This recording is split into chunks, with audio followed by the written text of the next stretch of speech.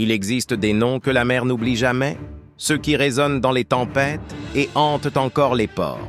Parmi eux, un seul inspire à la fois peur et fascination, Barbe Noire. Son vrai nom était sans doute Edward Thatch, marin anglais né à Bristol.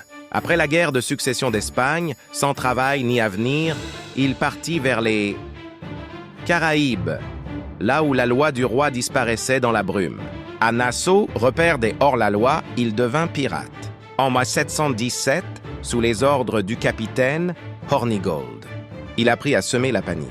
Rapidement, il prit le commandement de son propre navire et croisa la route du fameux Stillbonnet, les Gentlemen Pirates. Ensemble, ils capturèrent plus d'une vingtaine de navires. Mais Barbe Noire n'était pas un tueur.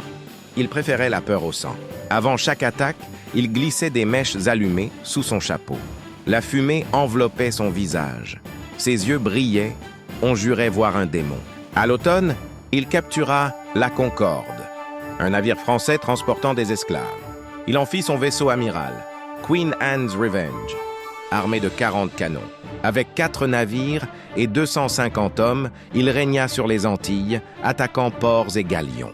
On l'appela bientôt El Gran Diablo, mais la fortune tourne vite. En 1718, ses hommes, affamés d'or, menacent de se mutiner. Barbe Noire tente alors un coup audacieux.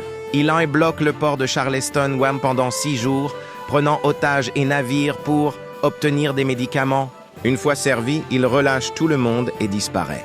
Peu après, son navire s'échoue. La Queen Anne's Revenge gît sur les sables de Caroline du Nord.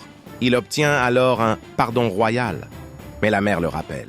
Depuis, au Ocracoke, il reprend la chasse, pillant de nouveaux navires. Le gouverneur de Virginie, excédé, envoie le lieutenant Robert Ménard pour l'éliminer.